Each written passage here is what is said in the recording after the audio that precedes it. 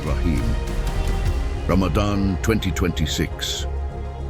But this Ramadan will not be a month that passes quietly. You will hear a story. The story of the Nafs. That forgotten conversation it had with Allah after it was created.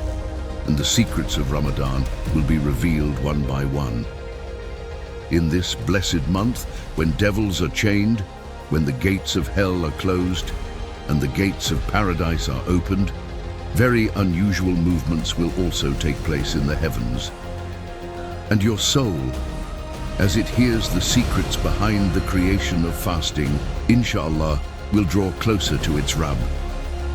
This video is to awaken before death. You are watching Religious Story TV. We have started our Ramadan series. Subscribe now so you do not miss it.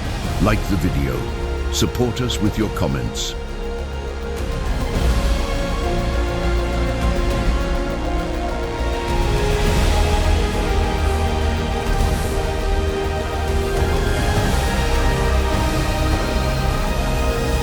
If you are ready, let's begin. Allah Azza wa Jalla, why would He want His servants to stay hungry? We can understand this question through a powerful story. It goes like this. Allah created the Nafs, and He asked it the first question, who am I? Who are you? The Nafs stopped. It did not hesitate even for a moment. You are you, I am me. There was a challenge in this answer. It was saying, I exist. I am separate. I am independent.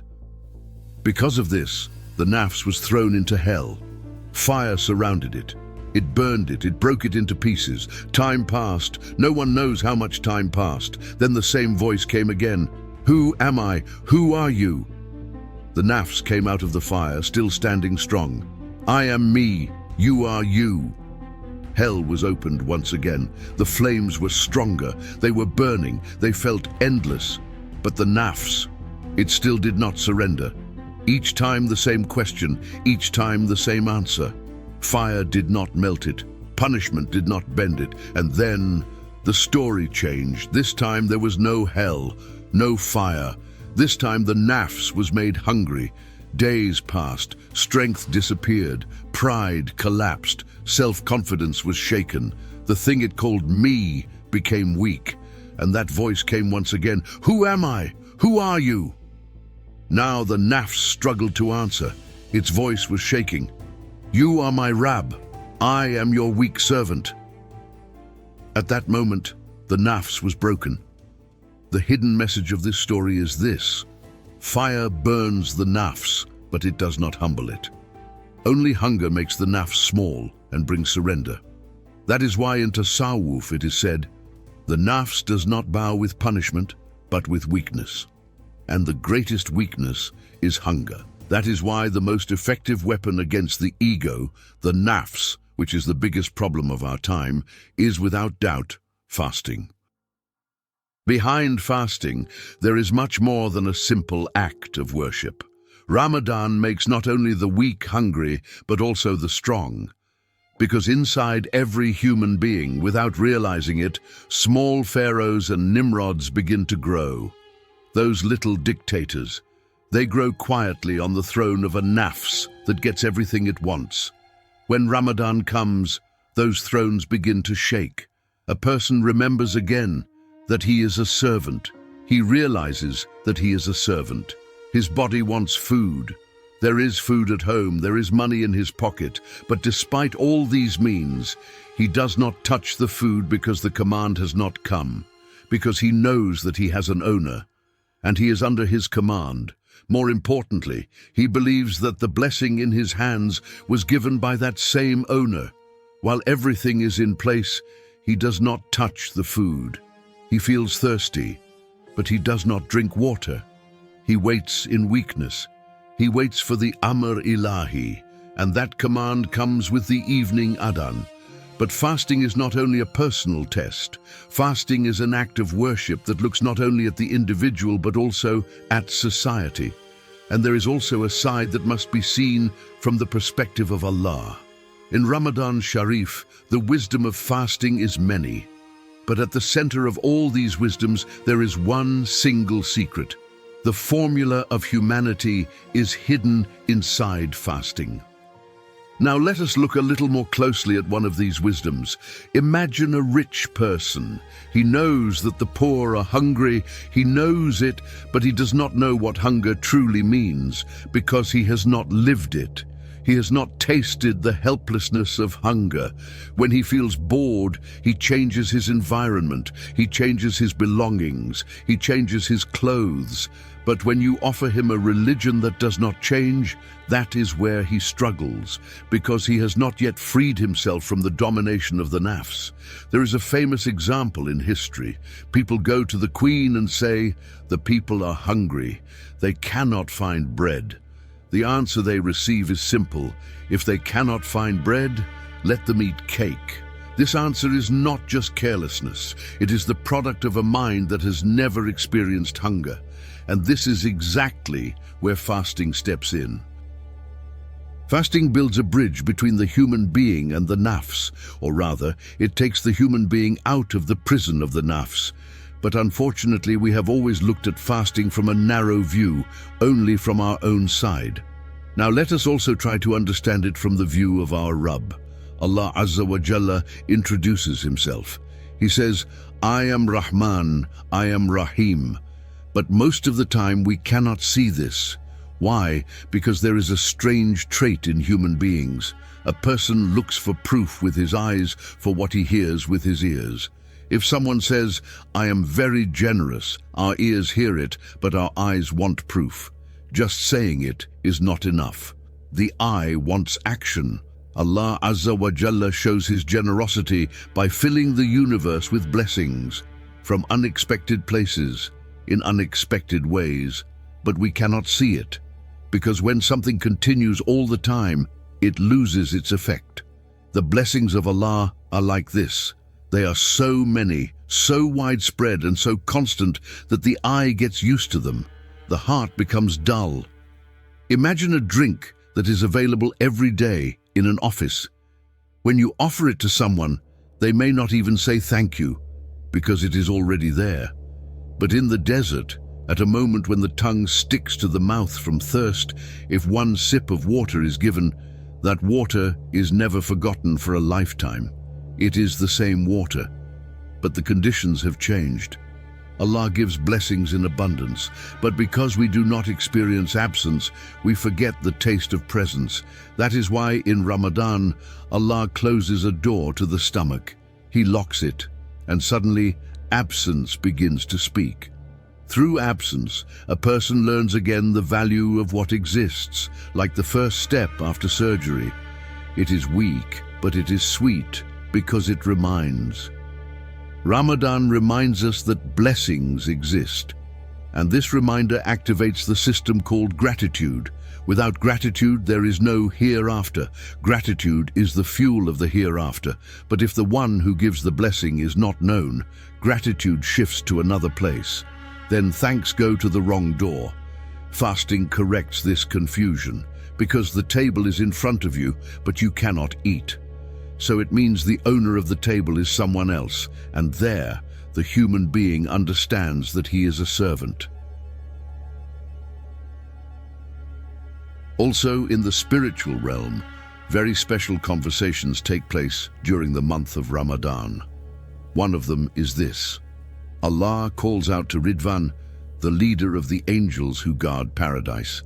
Ridvan is one of the most loyal angels and is always ready to carry out Allah's commands. With great respect, Ridvan says, "I am here at your service, my Rabb." Allah says, "Prepare and decorate paradise for the fasting believers of the Ummah of Muhammad. Keep the gates of paradise open for them until the end of the month of Ramadan." When Angel Ridvan hears this, his heart fills with joy. He knows that this is an extraordinary opportunity to serve Allah and his beloved Prophet Muhammad. He quickly gathers a group of angels, and they begin working tirelessly to prepare paradise in the most beautiful way. Then Allah calls Malik, the guardian of hell. Malik replies, I am at your service, my Rabb.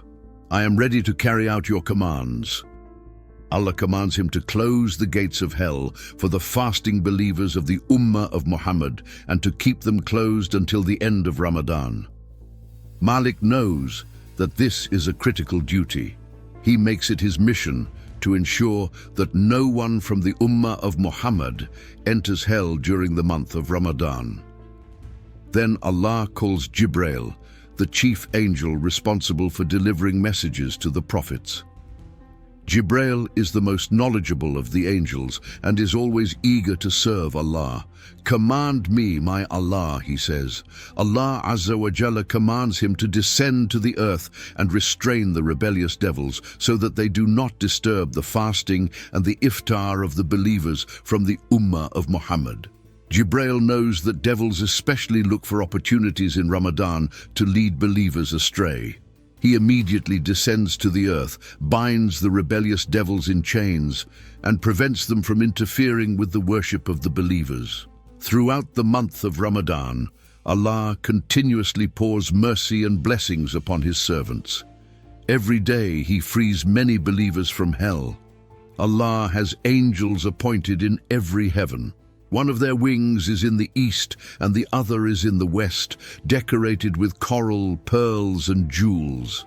These angels call out, "Is there anyone who repents? His repentance will be accepted. Is there anyone who makes supplication? His supplication will be accepted. Is there anyone who has been wronged? Allah will help him. Is there anyone who seeks forgiveness? Allah will forgive his sins. Is there anyone who has a wish? Our Rabb will grant it." Allah Azza wa Jalla also calls out throughout the month of Ramadan to His servants who remember Him. "O my male and female servants, glad tidings to you. Be patient and continue your worship. Soon I will remove your hardships and you will reach my mercy." The mercy and generosity of Allah are so vast that He constantly calls out to His servants who remember Him, congratulates them, and encourages them to remain patient and continue their worship. Allah promises that He will remove their hardships and soon grant them His mercy and generosity. On Laylat al-Qadr, the most blessed night of the month of Ramadan, Jibril alayhi salam descends to the earth together with a group of great angels. They pray for those who worship and ask Allah for their forgiveness. Laylat al-Qadr is a night of immense blessing. Believers who spend this night in worship are rewarded by Allah with countless gifts and blessings. In conclusion, the commands that Allah gives to Ridwan, Malik, and Jibril on the first night of Ramadan are reminders of the great favors that our Rabb grants to His servants in this special month. Ramadan is the month of worship, patience, and devotion, and for those who spend it remembering Allah, Allah grants His mercy and forgiveness.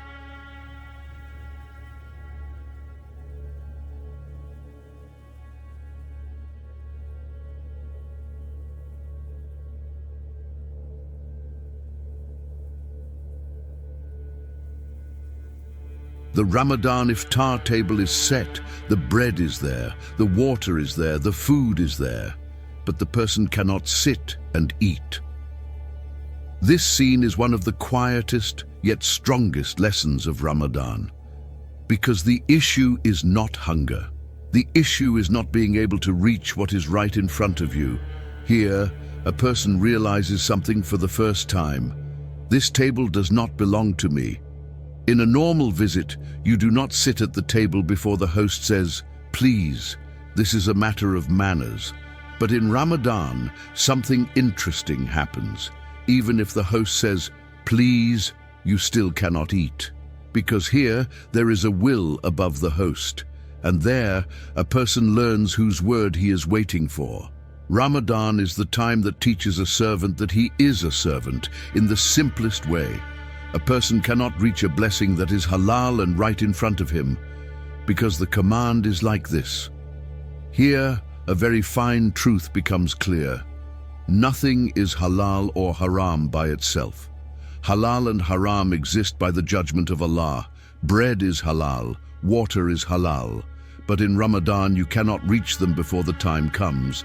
This shows that the one who gives the rule is also the rule itself. Rules do not rule over Allah. Rules come from Allah. This is the moment when Rububiyyah is felt most clearly. At the Ramadan table, a person understands this. I am holding my hand back not only from haram, but even from halal. This sentence explains how Ramadan trains a human being. A person who can stay away from halal during Ramadan can more easily stay away from haram after Ramadan, because this is training, quiet, strict, but teaching. Allah Azza wa Jalla places a restriction in Ramadan so that a person can be freed from his nafsani and animal desires. Where is the center of this restriction? The stomach. The stomach is the main center of animal desires. Allah reduces the flow at this center. What happens then? Normally, all systems work for the stomach. The mind thinks about what to eat in the evening. The eyes search the table. The nose checks the smells. The tongue prepares for taste. The hands and feet rush to serve. All of them obey the stomach. But when the flow is cut, the system collapses. And at that moment, the systems remember their real duties. The eyes say, I was not created only to look at food. The mind says, I am not here only to plan menus. The tongue, the nose, the hands, the feet, all of them slowly turn back to the purpose they were created for. This is the quiet revolution that Ramadan builds inside. It is silent but deep. People who do not know these meanings say only this in Ramadan. Do not bother me during Ramadan. They are angry, they are tense, because when the stomach is restricted, they do not know what to fill the empty space with. That empty space should be filled with the Qur'an, with prayer, with reflection. But if a person does not know that language, the emptiness disturbs him. Yet this emptiness is the place where a human truly becomes human. Most of the time, people live behind the veil of causes. They pick an apple from the branch, but they do not realize that they received it from the hand of power. When this is not realized, gratitude disappears. Thankfulness becomes weak. Negligence begins. Fasting tears this veil of causes. In Ramadan Sharif, believers suddenly become like an organized army. This expression is not ordinary. An army means discipline, unity, and obedience. We all stop eating at the same time. We all start eating at the same time. This is a scene that Allah loves very much, because Allah wants to see His servants not scattered, but together, like dough being kneaded, touching, connected, united. That is why many social acts of worship in Islam are based on community, because when a person is alone, he is weak. When people are together, they attract mercy. There are trees in the desert. Their roots stretch for kilometers, but they have no leaves, because they cannot attract mercy. But tea plants by the Black Sea are small and weak, yet they stand side by side, and rain never stops. In Ramadan, believers stand side by side, and mercy begins to descend. Supplication is like this as well. The more collective it becomes, the closer it gets to acceptance.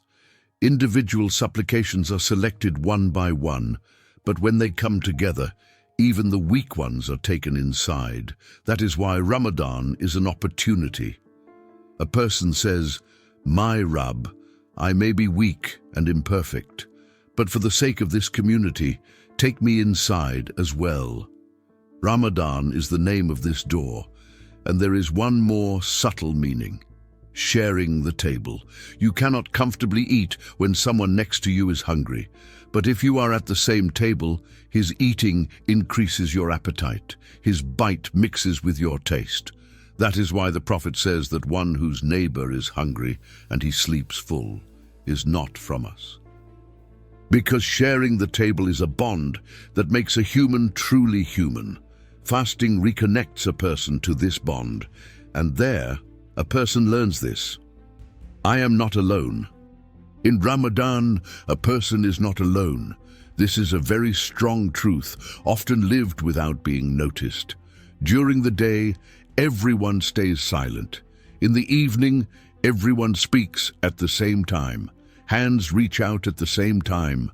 hands pull back at the same time.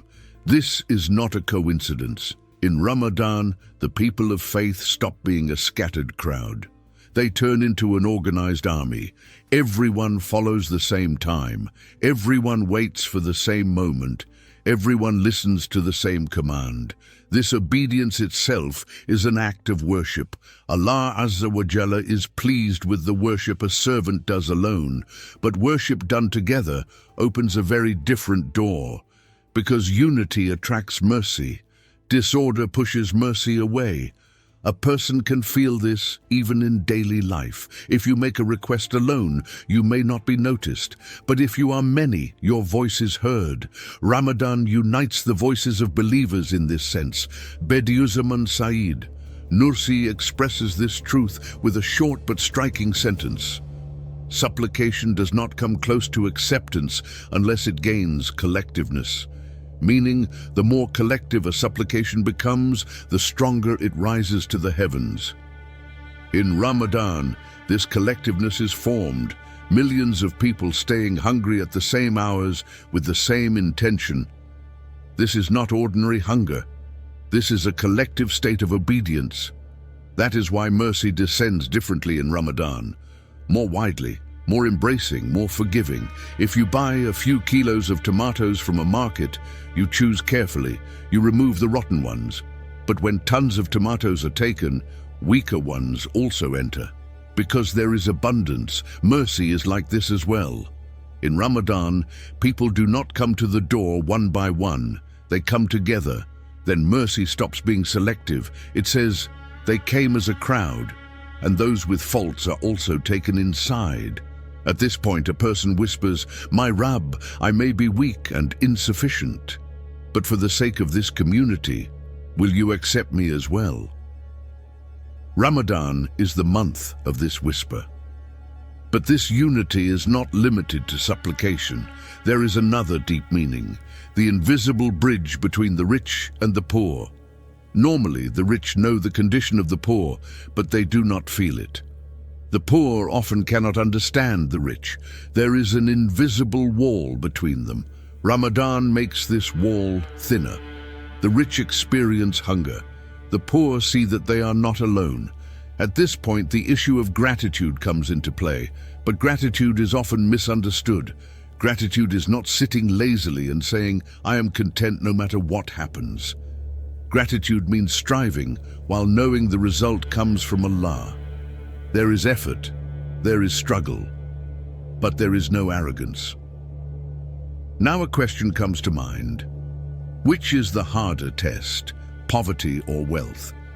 There is no clear answer, but one thing is clear. As means increase, responsibility also increases. The poor have little, their struggle is limited, but the rich have means and they are responsible for directing them toward good. That is why Ummah carried sacks on his back and walked the streets at night. He said, "If any house remains hungry, Allah will ask me about it." This is not awareness of position, but awareness of responsibility. In Ramadan, this awareness is reminded again. Those who have means feel the condition of those who do not. Those who do not have means see that they are not alone. A flow of meaning happens between them. Hearts draw closer. There is a living example of this meaning. Imam al-Azam Abu Hanifa. One day they come to him and whisper, "Your ships have sunk." The Imam puts his hand on his heart and says, "Alhamdulillah." A moment later they add, "The ships that sank were not yours." The Imam again puts his hand on his heart and again says, "Alhamdulillah." These two Alhamdulillah sound the same from the outside, but inside they are very different. The Imam checks his heart. Did he feel sadness? Did he feel joy? Did love of the world touch his heart? When he sees that it did not, he gives thanks. This attitude is not belittling the world. It is putting the world in its proper place. To understand this, imagine an example. Imagine a person who owns huge companies, businesses across the world. and also a small village shop inherited from his grandfather. One day, someone comes and says, "The shop made a loss this month." Would his heart tremble? No, because his real capital is not there. For Imam Abu Hanifa, the hereafter is like those huge companies. The world is like the small village shop. But if a person's only capital is that small shop, then his heart trembles. Ramadan teaches a person where his real capital is. And here there is a very dangerous point, not knowing the value. A person who does not notice a blessing while it exists, but wakes up only when it is gone. Ramadan is a warning to escape this heedlessness. This month exists so that a person realizes what he has, because if it is not noticed, it is lost. And when it is lost, regret does not help. Ramadan is the month of awareness. People stay hungry together, they give thanks together, they hope together. And slowly, a person understands this. I am not alone, and this path is not a path to be walked alone. A person knows how to say thank you, but he does not always know who to thank. This difference is one of the most sensitive points of Ramadan. When a person offers something to another, he expects thanks in return. This is natural. You offer a glass of water, you hear Allah Razi Olson. You give a plate of food, you receive a smile. Gratitude is the natural result of a blessing. Allah Azza wa Jalla also gives to human beings, and He gives constantly, seen and unseen, expected and unexpected. But here a very subtle problem appears. If a person cannot place the ownership of the blessing correctly, thanks go to the wrong door. At this point, gratitude slowly turns into something else without being noticed. Bediüzzaman Said Nursi explains this danger with a very clear sentence. If a person does not know whom to thank, gratitude turns into shirk. This sentence is heavy, but it is true. Think about this. You feed a chicken, you give its food, you give its water, but the chicken goes and lays the egg in the neighbor's field. What would you say? You would say that the chicken confused its duty. A human being can be like this as well. Allah gives, but the human directs his thanks to causes, to the doctor, to the boss, to luck, to time. All of them become veils, and the real giver becomes unseen. Fasting removes these veils. In Ramadan, a person experiences this. Everything is in place, the meal is ready, the means exist, but you cannot eat. This scene silences all causes. There is bread, there is a hand, there is a mouth, but you cannot eat. So, the issue is not the bread, it is not the mouth, it is not the causes at all. The real issue is the command. Here, the person stops and realizes, I thought I was eating, but I was actually being fed. This realization corrects the direction of gratitude. Now the person asks the question, who gave, in the right place, and gratitude finds its true address. Fasting teaches the owner of the blessing by stopping the blessing for a moment. Most of the time a person cannot see the giver because blessings are too many, like not being able to look at the sun because it is too bright, because it is always there. Allah gives blessings strongly. He gives constantly. He gives from unexpected places. He brings grapes from a dry branch. He brings taste from soil. Provision comes from places never expected, but the human gets used to it. When something continues, it loses its taste. Food eaten every day becomes ordinary. A view seen every day becomes dull. Water flowing every day is not noticed. But when absence comes, then presence begins to speak. Ramadan brings absence for a short time, a conscious absence, an educational absence. This absence increases the taste of presence. If a person cannot walk for days, the day he takes his first step feels like a festival. The step is small, it is slow, but it is precious, because absence made the blessing bigger. Ramadan is like this. You stay thirsty all day. In the evening you drink one sip of water. That water is no longer ordinary. That water is a blessing. And after the blessing, gratitude comes. That is why fasting activates the gratitude system. Gratitude is the fuel of the hereafter, but for this fuel to ignite, the blessing must be noticed. Fasting provides this awareness, and here there is a very important threshold. A person must learn to be grateful not only when he receives, but also when he does not receive. But this is not passive acceptance. This is striving and then leaving the result to Allah. True gratitude is not stillness. True gratitude is surrender after effort. A person works. He tries, he struggles, but he does not claim the result. He knows the result is from Allah. This balance is taught in Ramadan. When a blessing is taken away, where does the heart go? To rebellion, to complaint, or to trust? Fasting repeats this test every day, and slowly a person learns this. I do not own everything. What I think I own is a trust given to me. When this trust awareness forms, gratitude becomes pure. A person no longer claims the blessing as his own. He does not fear losing it to others. He uses the blessing by returning it to its owner. This is where Ramadan brings the human being. The veils of causes are torn. The source of the blessing becomes visible. Gratitude turns to the right direction. And for the first time, a person feels this clearly. I am a servant. In Ramadan, something changes, but this change is not noticed from the outside right away. A person is still the same person, the same face, the same body, the same life. But inside, something begins to loosen because fasting separates a human being from animal reflexes, and this separation is the threshold of being human. Normally, a person eats when he wants, drinks when he wants, rests when he wants, does whatever he desires. This state is where a person unknowingly comes close to an animal, because for an animal there is no time, no limit, no command. Ramadan comes, and it places limits. A person is hungry, but does not eat. He is thirsty, but does not drink. He has strength, but does not use it. This is not a simple matter of willpower. This is self-restraint, and this restraint is what makes a person human. Fasting softens the feeling of now inside a person. Eat now. Be satisfied now. Take it now. Ramadan says, wait. The moment a person learns to wait, a new door opens inside. Because waiting belongs not to animals, but to human beings.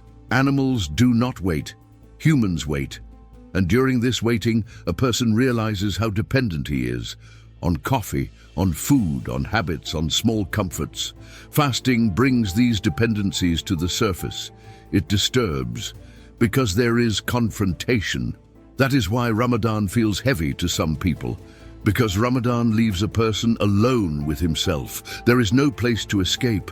When the stomach becomes silent, the inner voice becomes louder, and often that voice is not pleasant. But the education of Ramadan is exactly here. As a person sees that he can control himself, he becomes freer. Because real freedom is not doing whatever you want. Real freedom is being able to not do something even when you want to. Fasting gives this strength.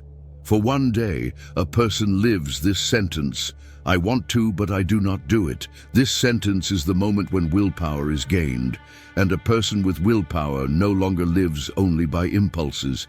He becomes someone who can choose. Ramadan turns a person into a being who can choose. With this transformation, heedlessness begins to dissolve. Because most of the time, a person lives automatically. He eats, he drinks, he speaks, he gets angry, he feels happy, but he does not think about why. Fasting breaks this automatic living. Suddenly, a person realizes, normally, I would be eating now. Normally, I would be drinking now. This awareness expands the moment. A person enters the moment he is living. And this state is the opposite of heedlessness. Heedlessness is living without awareness. Fasting teaches living with awareness. For one day, a person controls his body, But the real gain is that the soul begins to breathe. As the stomach becomes silent, the heart begins to speak. When the heart speaks, a person begins to listen. That is why in Ramadan the Qur'an is read differently. Prayer is performed differently. Supplication feels deeper, because the noise in between decreases. Normally, the inner world of a person is crowded. Desires speak constantly. Fasting disperses this crowd, and for the first time, a person hears his own voice. Sometimes this voice is uncomfortable, because a person often lives by silencing himself. Fasting does not silence him, it makes him speak, but this speaking matures the person. With fasting, a person learns the difference between animal desire and human balance. There is desire to eat, but it does not become the goal. There is sleep, but it is not escape. There is pleasure, but it does not rule. A person stops carrying desires as a burden. He learns to manage them. That is why fasting makes a person truly human. This education is temporary, but its effect is lasting. Because once a person learns this, he does not forget. I can hold myself back. This sentence is the strongest support in the struggle against haram after Ramadan, because someone who can restrain himself in halal stands firmer against haram. Ramadan rebuilds the inner architecture of a person. Walls return to their places. Priorities change. The center shifts. A person no longer revolves around his stomach. The stomach is pulled back to where it belongs. And slowly, a person realizes this. I am not just a being who eats, drinks, and desires. I am someone who can think. I am someone who can choose. I am a servant. In Ramadan, a person's stance changes. Maybe not his walk, but his waiting changes. A person who stays hungry all day takes on a different state toward the evening. He does not rush. He does not become greedy. He does not grow impatient. It is as if he is waiting for an invitation, and in truth, that is exactly what he is waiting for. Ramadan is a time when the Sultan of Eternity invites his servants to the meal. But this invitation is not like ordinary invitations. Here, you do not sit before being called. You do not reach out before the time comes. You do not begin before the command arrives. A person stays inside this waiting all day. And this waiting itself is a form of servanthood. While explaining this state, Bediüzzaman uses a very striking image. Believers stand like guests, waiting for the command, please, toward the evening. This stance is not only the result of hunger, it is a moment where obedience joins with dignity, because obedience also has beauty. Sometimes a person obeys, but feels uneasy. Sometimes he submits, but objects inside. Ramadan teaches willing obedience, not I have to do it, but I am waiting silently, without blaming anyone. In this waiting, a person feels this. I do what I am commanded to do. And when the time comes, I stop what I was commanded to stop. This is the purest form of ubudiyya. Ubudiyya is not only bowing in prayer. Ubudiyya is arranging the flow of life according to the command of Allah. Ramadan makes this arrangement together, as a whole. Think about it. On a normal day, people eat at different times. They wake up at different times, different habits. In Ramadan, everyone stops at the same time. Everyone begins at the same time. This is not a coincidence. Allah Azza wa Jalla is pleased when His servants move together. This is the order of an army. The command comes, everyone obeys. The command is lifted, everyone rests. In this order, no one steps ahead. No one stays behind. The rich and the poor are hungry at the same hour. The strong and the weak wait at the same hour. This equality softens pride inside a person because no one is privileged over another. At the meal, everyone is a guest. And being a guest calls a person to manners. A guest knows that he is not the owner of the table. A guest knows how to wait. A guest knows how to be content with what is given. Ramadan makes a person live with the awareness of being a guest. This awareness changes how a person looks at life. He no longer claims blessings. He does not say, "This is mine," he says, "It was given." Because a guest does not own anything in the house. This view gives weight to a person. It matures him. It gives dignity. Here, the beauty of obedience appears clearly. A person waits even though he has the strength. He does not reach out even though he has the means. This is not pressure. This is acceptance, and this acceptance calms the heart. Some people become angry in Ramadan. Some become irritated. This is not because of hunger. It is because they cannot catch this meaning. They think waiting is a loss. But here, waiting is gain. Because the one who waits learns patience.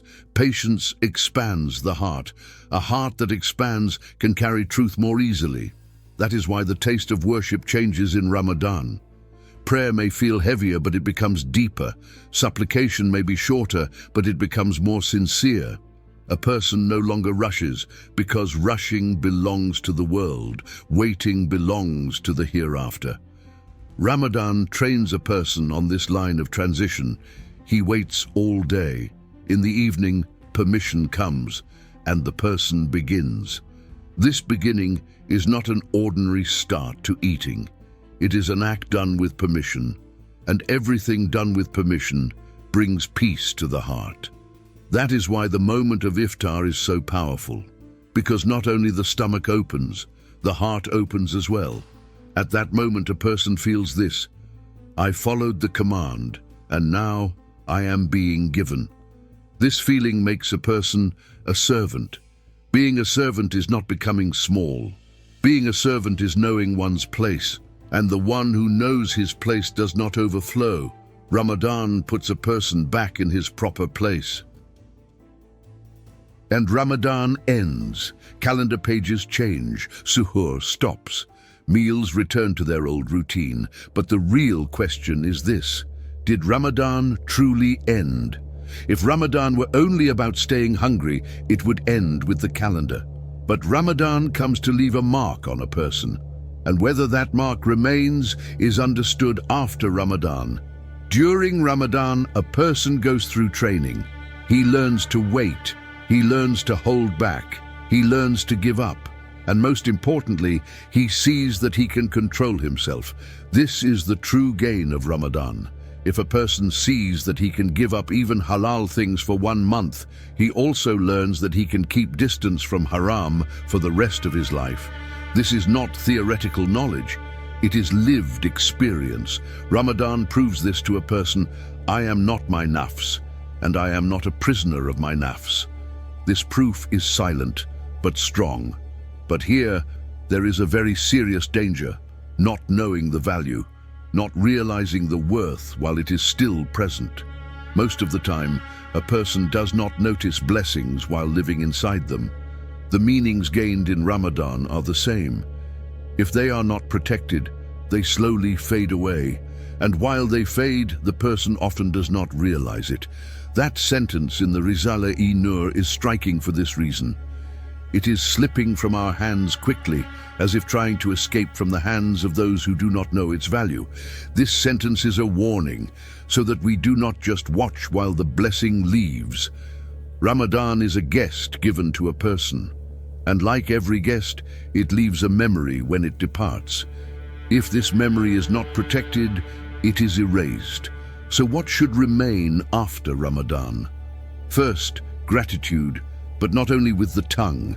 Gratitude with the right direction. Gratitude that knows the giver and does not drown in causes. Second, willpower. Not the power to do whatever you want, but the power to not do something even when you want to. Third, manners. Knowing that you are not the owner of everything. Remembering that you are not the owner of the meal, the blessing, or life itself. Fourth, awareness of unity, knowing that salvation is not alone but together, realizing that supplication, mercy, and forgiveness come with togetherness. Ramadan comes to leave these behind. If these do not remain, Ramadan has passed as nothing more than a time of hunger.